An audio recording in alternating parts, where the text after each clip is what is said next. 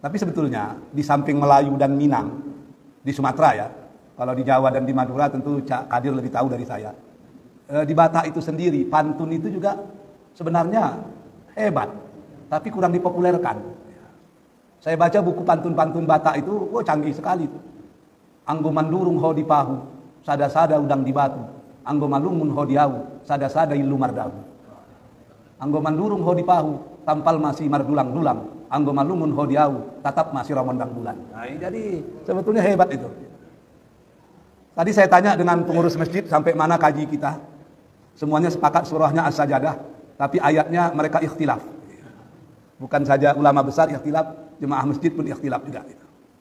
Menurut catatan di komputer saya, kita surah yang ke-14. Namun kita ulang dululah ke-13. Surah As-Sajadah. A'udzubillahi minasyaitonirrajim. Bismillahirrahmanirrahim. Walau syi'na, jika kami menghendaki, la'ataina kulla nafsin hudaha, pasti kami akan memberikan petunjuk kepada setiap jiwa, setiap orang. Walakin, akan tetapi, haqqal qaul, perkataan yang betul-betul ditetapkan itu, akan tetapi perkataan yang betul-betul sudah ditetapkan itu, la'amla'anna jahannama minal jinnati wan nasi ajma'in, pasti akan aku penuhi neraka jahanam minal jinnati, dari jin, wan nas, dan manusia ajma'in, bersama-sama. Jadi, dan jika kami menghendaki, niscaya kami berikan kepada setiap jiwa petunjuk. Setiap orang mendapatkan petunjuk. Tapi telah ditetapkan perkataan atau takdir dariku, pasti akan aku penuhi neraka jahanam dengan jin dan manusia bersama-sama. Apa maksudnya itu? Kalau Allah menghendaki, semua orang dapat petunjuk, maka tidak akan ada guna neraka. Tapi itu justru akan mencemar keadilan Allah. Sebab manusia tidak menjadi dirinya sendiri. Oleh sebab itu, Allah memberikan dua jalan. Jalan kiri dan jalan kanan. Kalau mau baik, tempuhlah jalan kanan. Kalau mau buruk, ya tempuhlah jalan kiri. Tapi konsekuensi logis dari pemilihan itu ada di tangan manusia. Disitulah keadilan Tuhan.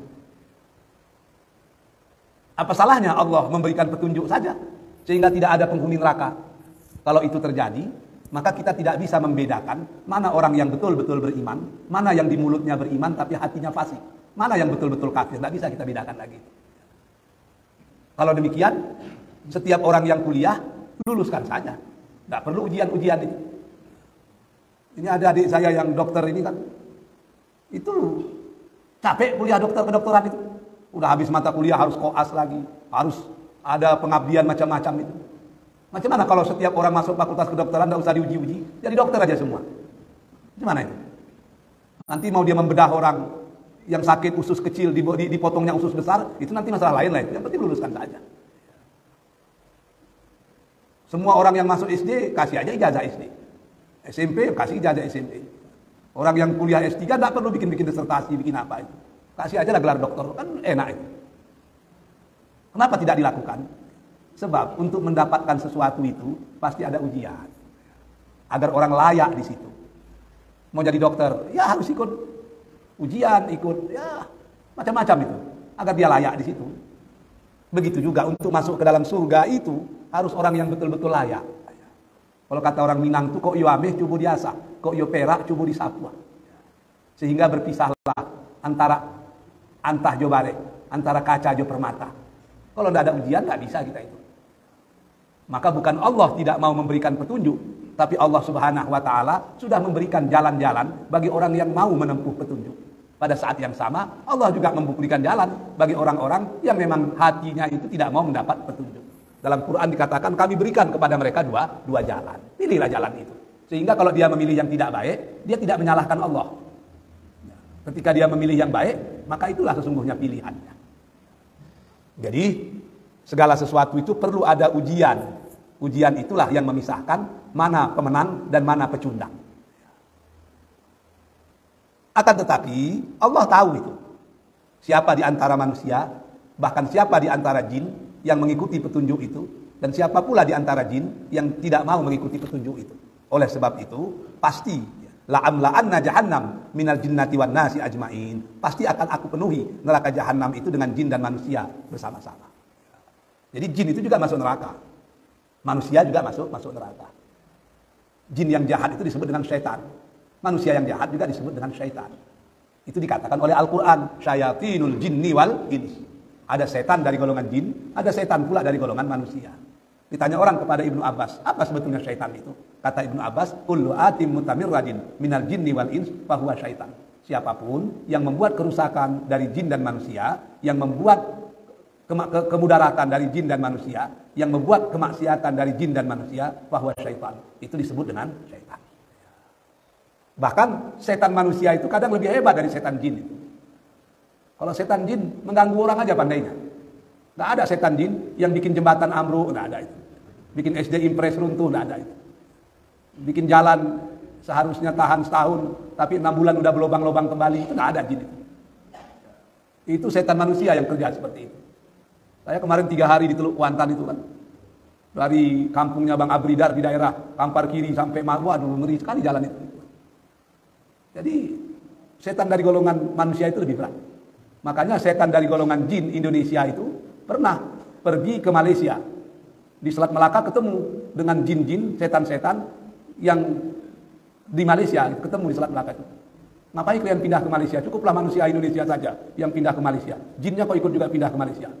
Kata jin-jin Indonesia itu udah nggak bisa lagi. Kenapa? Sebab perangai mereka itu sudah lebih setan daripada setan. Udah nggak sanggup kami menggodanya. Kalau diteruskan mereka pula yang menggoda kami katanya. Maka kami pun jadi TKI juga lah ke Malaysia. Maka banyaklah jin-jin kita yang pergi ke Malaysia itu. Kita teruskan kaji baru. Fazuku bima nasitum, maka rasakanlah. Rasailah di kalian. Bima nasitum, disebabkan kamu dulu nasa, melupakan, melalaikan liqa'a yaumikum hadza, pertemuanmu pada hari ini, yaitu hari kiamat. Jadi maka rasakanlah oleh kalian apa yang dulu kalian lupakan, kalian lalaikan, bahwa kalian akan bertemu dengan hari ini. Hari apa itu? Hari kiamat. Apa maksudnya itu? Manusia ini buat jahat karena dia tidak yakin hari kiamat itu ada. Kalaulah manusia ini sadar dan yakin hari kiamat itu pasti ada, berpikir-pikir kita mau buat jahat itu. Sebab jangankan yang ratusan juta, yang ratusan rupiah pun akan kita pertanggungjawabkan di hadapan Allah. Akan kita pertanggungjawabkan itu. Maka dalam hadis Nabi dikatakan manusia itu belum lagi diproses amal dan ibadahnya sehingga mereka masuk ke dalam antrian panjang sebelum menyelesaikan beberapa perkara. Yang pertama dalam hadis itu, masa mudamu kemana kau lakukan? Wah, ini berat. Padahal waktu muda itu macam-macam yang kita buat. Rasa-rasanya kita lah yang paling berkuasa. Bapak cilangan lah belangan, bapak cibati lah bebati, tidak ada udang di balik batu, tidak ada nasi di balik karak. Halal haram, santuan satu. Kemudian masa sehatmu, kemana yang kau lakukan? Waktu sehat itu apa aja yang kita buat? Oh, itu dipertanggungjawabkan. Kemudian masa lapangmu, kemana kau gunakan? Ditanya lagi itu. Jadi hidupmu untuk apa? Hartamu kemana? Oh, itu memang berat. Sebelum tuntas pertanyaan itu, maka kita belum lagi dapat tiket antrian menuju hisab, mizan, sirat, dan lain sebagainya.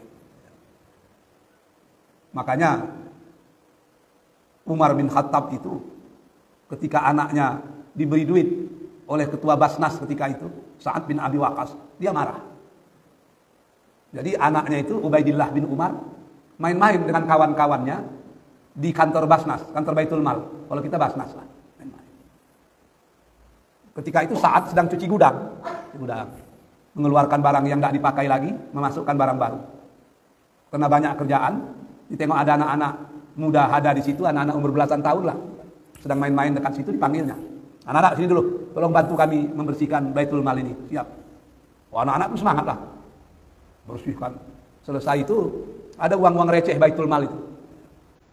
Dibagikanlah songgok seorang kepada anak-anak tadi yang berumur 10 tahun, 11 tahun itu.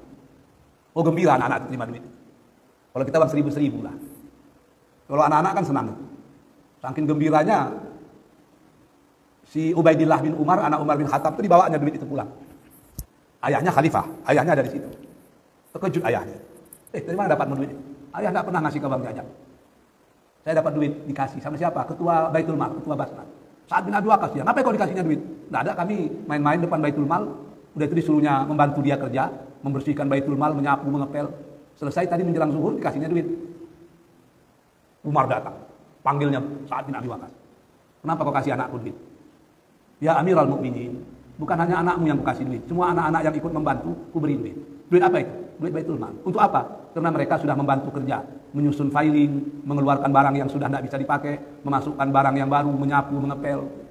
Karena mereka sudah membantu, maka ku berikanlah duit receh, agak 10.000 rupiah seorang lah, uang 1.000. Merah muka Umar. Saat kau boleh berikan kepada anak siapa saja, tapi jangan kau berikan kepada anak Umar bin Khattab. Sebab orang nanti akan tetap berbicara bahwa Sa'ad bin Abi Waqqas memberi duit kepada anak Amirul Mukminin Umar bin Khattab. Suruhnya anaknya memulangkan duit itu. Padahal duit ribuan ya kalau kita uang recehan. Lalu ditanya oleh anaknya, kenapa? Kata Umar, ayah takut tidak bisa mempertanggungjawabkan di hadapan Allah uang-uang receh yang diberikan Baitul Mal kepadamu. Begitulah Umar bin Khattab. Kalau kita, anak kita tidak dapat proyek, kita yang marah-marah kan. Kalau dia anaknya dapat proyek, maka dia marah-marah. Maka ketika Abdullah bin Umar disepakati menjadi pengganti dia menjelang Utsman bin Affan, itu ada rapat itu. Sebagian sahabat bilang Abdullah bin Umar itu ulama besar, biarlah dia menggantikan Umar bin Khattab. Umar sedang sakit, merah muka Umar. Dipanggilnya Abdullah bin Umar. Oh jangan macam-macam, cukup satu saja keluarga Al-Khattab yang akan menerima dan merasakan sakitnya menjadi pemimpin. Jangan ada yang lain lagi, cukup satu aja dari keluarga kita. Kalau kita sekarang, wah macam-macam itu. Suami bupati, istri wakil ketua DPR, anak anggota DPR, menantu jadi DPR juga, ini macam mana itu? Kenapa itu terjadi? Karena mereka menganggap amanah itu, menganggap jabatan itu kesempatan bukan amanah. Boleh jadi anggota DPR, why not? Boleh jadi pejabat, bagus. Tapi jadikanlah jabatan-jabatan itu sebagai medan untuk berjihad, medan untuk berjuang. Ada sesuatu yang kita berikan kepada masyarakat. Sebab hidup ini, seperti kata orang Madura, how to give more, not how to take more. Hidup ini bagaimana memberikan yang terbaik, bukan bagaimana mengambil yang terbaik. Jadi, orang yang tidak percaya kepada hari kiamat, itu gelap sama dia dunia ini. Tidak ada itu. Masak mata dinyanyak semuanya, dikunyah semuanya. Tapi ingat, begitu nanti sampai ke pintu gerbang kematian, barulah dia sadar. Barulah menyesal. Tapi sesal dahulu pendapatan. Sesal kemudian tidak ada guna. Nasilah menjadi tidak ada gunanya lagi itu. Walaupun nanti di akhirat itu terlalu banyak manusia yang berteriak-teriak, ya laitani kuntu turaba. Ya Allah, kenapalah saya tidak jadi tanah saja dulu, sehingga tidak mempertahankan, tidak mempertanggungjawabkan beban yang luar biasa beratnya ini. Tidak talok merasa ya Allah, ba'ala tidak jadi tanah aja dulu aku. Ada lagi yang teriak-teriak, ya laitani qaddamtu li hayati. Onde mandi, kenapa Allah mau mengembalikan aku ke dunia sekarang? Tentu aku akan berbuat amal soleh. Ada lagi yang berteriak-teriak, waduh kenapa terlalu dekat? Onde kenapa terlalu sikit? Onde kenapa tidak yang baru? Begitu. Padahal dia sudah masuk surga itu, tapi masih berteriak-teriak seperti itu. Ditanya orang malaikat, kenapa berteriak-teriak? Aduh kenapa terlalu dekat? Iya katanya. Jarak antara rumahku ke masjid itu sekitar 1 kilo. Aku selalu subuh berjamaah berjalan kaki. Kalau tahu pahalanya besar, aku berharap antara rumahku dengan masjid itu biarlah 5 kilo. Biar lama aku berjalan ke sana. Rupanya setiap langkah yang kulangkahkan itu besar sekali pahalanya di sisi Allah. Manyasam. Wah. Ada lagi yang bilang, onde kenapa terlampau sikit? Ditanya oleh malaikat, kenapa berteriak macam itu? Walaupun aku di surga. Kalau aku tahu pahala sedekah itu besar, maka aku akan memberikan hartaku jauh lebih banyak dari apa yang aku sudah berikan. Menyesal. Ada lagi, onde kenapa tidak yang baru? Katanya. Tanya malaikat, kenapa berteriak macam itu? Iya, dulu aku pernah bersedekah. Yang kuberikan baju yang lama. Kalau tahulah manfaat sedekah sehebat ini, tentu baju-baju baru yang akan kuberikan. Oh, gitu. Jadi udah bersedekah pun masih menyesal. Udah ke masjid pun masih menyesal. Apalagi yang tidak melakukan apa-apa. Jadi jangan sempat penyesalan itu datang kemudian. Inna nasinakum wa zuqu azabal khuldi bima kuntum ta'malun. Maka sekarang kami pun melupakanmu. Rasakanlah azab yang kekal atas apa yang telah kamu kerjakan. Maksudnya apa itu? Kalau di dunia ini kita lupa dengan Allah, acuh tak acuh dengan Allah, siap-siaplah di akhirat nanti Allah pun melupakan kita. Pada waktu itu tidak ada kekuatan yang bisa menolong terkecuali kekuatan Allah. Allah sudah tidak melihat kita lagi. Allah sudah tidak memperhatikan kita lagi. Acuh Allah dengan kita. Kemana kita mengadu pada waktu itu? Wah, sedih luar biasa itu. Saya sebetulnya nggak betul juga itu. Tapi saya rasakan. Saya pergi ke luar negeri, antrian paspor lama. Lama begitu. Saya tengok, ada satu orang imigrasi nengok-nengok saya. Tengoknya, apa kesalahan saya pikirkan. Setahu saya wajah saya bukan wajah teroris gitu masalah. Nengok juga dia. Didatanginya saya. Ustaz Saidul Amin, iya saya bilang. Kok beda?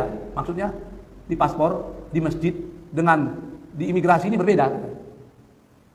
Kalau di paspor biasalah. Kalau di masjid pakai kopiah putih, pakai baju koko. Di sini udah pakai celana lepis pula Ustaz. Iya, mau pergi jalan apa salahnya saya bilang. Saya jemaah masjid Ustaz di sini. Oh gitu saya bilang. Mana paspor? Masuk dia siap ke dalam sebentar, dibawanya lagi paspor itu keluar. Udah Ustaz bisa masuk ke dalam. Gembira sekali saya. Kalau ditunggu-tunggu mungkin setengah jam lebih gitu. Ini nggak sampai 3 menit selesai. Saya pikir-pikir, ditolong orang saja ketika kita antrian di imigrasi, luar biasa gembiranya kita. Bagaimanalah ketika kita harus antrian 1000 tahun lebih di padang mahsyar, datang pertolongan Allah menolong kita. Yang kita tidak perlu antri, langsung sajalah proses yang lain dilewati. Bagaimana perasaan kita? Tentu akan jauh lebih gembira. Jauh lebih gembira. Yang sakit itu di ayat ini, Allah yang jadi Tuhan kita itu cuek dengan kita di akhirat. Tidak dipedulikannya kita. Macam tak kenal dia dengan kita. Kenapa itu terjadi? Karena waktu di dunia dulu kita cuek pula dengan Allah. Jadi siap-siaplah. Kalau kita melalaikan Allah di dunia, Allah akan melalaikan kita di akhirat.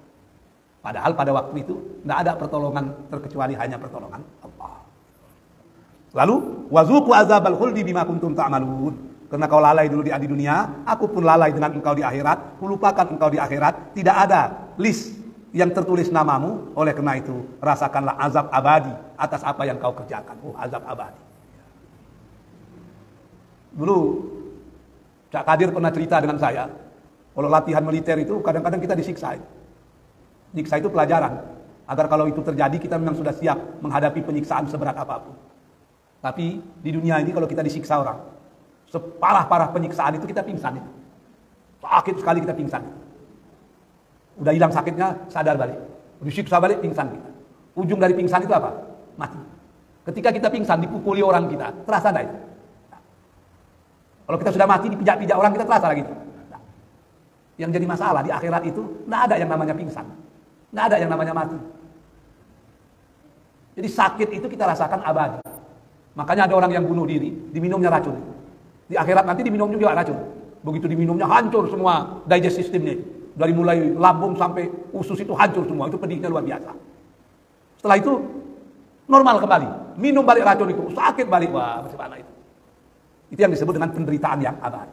Nggak ada apalagi sakit pingsan itu nggak ada. Mati itu nggak ada. Sama dengan dikuliti hidup-hidup itu. Luar biasa. Kalau dulu, kalau saya udah pakai bius itu. Tapi kalau masa Bang Abridar mungkin nggak pakai bius ketika sunat itu kan. Itu sakit itu. Maka saya setuju itu. Ada yang bilang melahirkan itu sakit. Saya bilang enggak, sunat lebih sakit itu. Kalau melahirkan itu sakit, perempuan masih sanggup melahirkan sampai 10 kali. Tapi laki-laki nggak ada yang sanggup sunat 2 kali. Itu menandakan lebih sakit sunat daripada melahirkan itu. Jadi, wah, janganlah bermimpi Anda sanggup menghadapi azab di akhirat. Tidak akan sanggup kita itu. Kita teruskan. Innama yu'minu bi ayatina alladzina idza dzukkiru biha kharru sujada wa sabbahu bihamdi rabbihim wa hum la yastakbirun. Orang-orang yang beriman dengan ayat-ayat kami hanyalah orang yang apabila diberikan kepada mereka peringatan dengan ayat-ayat itu, baik ayat Qur'aniyah maupun ayat alamiah, mereka menyungkur sujud dan bertasbih serta memuji Tuhannya, dan mereka tidak menyombongkan diri. Jadi ayat itu terbagi dua, ada ayat Qur'aniyah, ayat alamiah. Kedua ayat itu bisa membawa kita tunduk dan sujud kepada Allah. Kalau kita pergi ke Sumatera Barat, berhenti juga lah di Kelok 9 itu. Berhenti, pesanlah jagung bakar atau pisang bakar situ. Berdiri di ujung bukit itu. Tengoklah ke atas, gunung-gunung, bukit-bukit menjulang. Tengoklah ke bawah, air sungai meliuk-liuk. Tengoklah ke kiri, ke kanan, pokok-pokok kayu beraneka ragam. Ada daunnya yang kehitam-hitaman, ada yang kehijau-hijauan, ada yang kebiru-biruan, kekuning-kuningan, kemerah-merahan. Pada waktu itu kita bertanya, siapa tukang cat yang mengecat daun-daun kayu itu tadi malam? Tidak ada. Kenapa bisa cantik seperti itu? Maka pada saat itulah hati kita akan berkata, Rabbana ma khalaqta hadza batilan subhanaka faqina azabannar. Melihat keharmonian itu, maka hati kita akan berkata, fabi ayyi ala'i rabbikuma tukadziban. Oh, cantik luar biasa. Cantik. Saya sering mengulang-ulang itu. Ada Profesor Razali namanya, kawan saya, pakar bedah jantung yang salah satu pakar bedah jantung yang hebat di Malaysia itu. Dia cerita dengan saya, kalau dokter-dokter itu tidak beriman Ustaz, mati kafir lah. Kenapa? Saya bilang, wah, saya ketika membedah itu Ustaz, mula-mula ya saya bedah seperti biasa aja lah, mengikuti SOP. Tapi suatu hari saya tengok macam mana jantung itu berdetak, bagaimana susunan tisu, susunan saraf, susunan otot, bagaimana lemak yang kadang-kadang kita tidak suka tapi ternyata bermanfaat. Kadang-kadang wah luar biasa. Tidak akan ada manusia yang sanggup menyusun anatomi manusia secanggih dan serapi itu, tidak akan ada. Pada waktu itulah saya berteriak bahwa sungguhnya la ilaha illallah. Kalau kami dokter-dokter bedah ini tidak juga beriman, memang kafir kan Ustaz. Sebab keagungan Tuhan itu ada di hadapan kami. Begitu juga kita yang sering berjalan-jalan, tengok wah. Saya pergi diundang orang dakwah ke Pulau Natuna sana, ke Pulau Midai. Dari Trempak malam hari berangkatlah kapal itu. Rupanya ombak kuat. Kapal besar itu bergoncang-goncang macam kotak korek api. Ambil pegangan saya tengoklah keluar. Wah, nggak ada nampak apa-apa. Kalau lah terbalik kapal ini habislah. Waktu itu terasalah di tengah-tengah laut bahwa kita ini tidak ada apa-apanya dibandingkan dengan kekuasaan Allah. Maka mulut kita akan berteriak la haula wala quwata illa billahil aliyil azim. Jadi ada ayat alamiah. Kalau istilah orang Minangnya alam tak kambang jadi alam ini kalau kita lihat, kita amati akan memperkuat keimanan. Ada lagi yang disebut dengan ayat-ayat Qur'aniyah. Itulah ayat-ayat yang ada dalam Al-Quran. Yang kalau kita baca, kita renungi, pastilah akan bertambah keimanan kita. Nanti bulan Ramadan ini kita harus betul-betul menyiapkan diri membaca Al-Quran. Agar mulai terbiasa, sekarang kita sudah di nisfu Sa'ban ini. Maka mulailah mangsu-angsu. Setiap sholat baca Quran. Sehingga nanti di Ramadan tinggal melanjutkan. Jadi bulan Sya'ban ini harus kita jadikan bulan warming up namanya. Perbanyak mulai puasa, perbanyak mulai tahajud, mulai banyak baca Quran. Ketika masuk di bulan Ramadan, we are ready. Kita sudah dalam keadaan siap untuk melakukannya. Saya rasa itu saja yang bisa saya sampaikan. Kita sampai kepada ayat yang ke-15. Jadi kalau pertemuan akan datang tak juga tahu, maka bapak-bapak gagal ikut ujian mid semester nampaknya. Sebelum saya tutup, kalau ada yang ingin bertanya, saya persilahkan dengan segala hormat. Silakan. Silakan deh. Ada mic kita? Oh ya silakan. Itu namanya self service.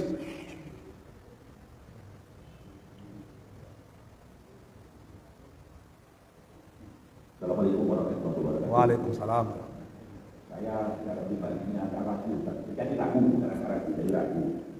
Ada sebagian bukan ulama ya, tetapi sebagian orang yang luar biasa kita bilang bahwa setiap orang yang sudah Islam itu nanti akhir-akhirnya akan sama di surga.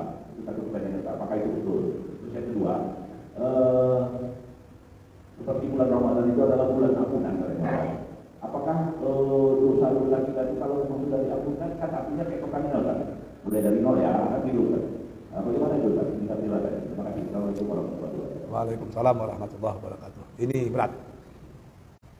Ya begini, seluruh penganut agama yang melakukan ibadah sesuai dengan ajaran agamanya, yaitu agama Samawi, masuk surga pasti. Sebelum datang ajaran Muhammad. Jadi umat Musa, kalau dia beribadah sesuai dengan ajaran Nabi Musa, masuk surga. Umat Isa, kalau dia beribadah sesuai dengan apa yang dikatakan Isa, masuk surga. Umat Ibrahim juga gitu, umat Daud begitu, Sulaiman begitu, seluruhnya begitu. Begitu Islam datang, maka innad dina indallahil Islam. Agama yang di sisi Allah itu adalah Islam. Wa may yabtaghi ghairal islami dina fala yuqbal. Siapa yang mengambil selain Islam agama, sampai kapanpun tidak akan diterima, fala yuqbal. Maka lan itu masuk kepada fi'lul mudhari yuqbal. Artinya apa itu? berlaku abadi. Sama dengan walan tarda ankal yahud walan nasara. Lan itu masuk pada tarda. Tarda itu radhiya yarda tarda, fi'lul mudhari. Maka artinya tidak akan pernah suka orang Yahudi dan orang Nasrani kepada kamu. Begitu juga gitu kan. Wa may yabtaghi ghairal islami dina fala yuqbal. Siapa yang mengambil selain Islam menjadi agama, pandangan hidupnya fala yuqbal. Sampai kapanpun Allah tidak akan menerimanya. Bahkan ada hadis Nabi menyatakan, kalau aku ada, lalu kalian masih juga mengikuti apa yang dikatakan Musa, maka kalian sesat. Jadi, puncak dari kebenaran itu ada pada ajaran Islam. Itulah jalan yang sesungguhnya. Orang yang tidak mengambil Islam menjadi pandangan hidupnya, maka dia tidak akan pernah diterima. Lalu, apa kita perlu marah-marah dengan orang yang lain agama dengan kita? Tidak boleh. Disitulah perlu dipahami, lakum dinukum waliyadin. Kita pegang teguh pendapat kita bahwa agama kita yang benar. Tapi tak perlu kita salah-salahkan agama orang. Biarlah dia dengan agamanya sendiri. Sebab seperti yang dikatakan Allah tadi, kalau Allah menghendaki memberi petunjuk seluruh manusia, selesai itu. Tapi Allah tidak memberikan seperti itu. Allah memberikan jalan.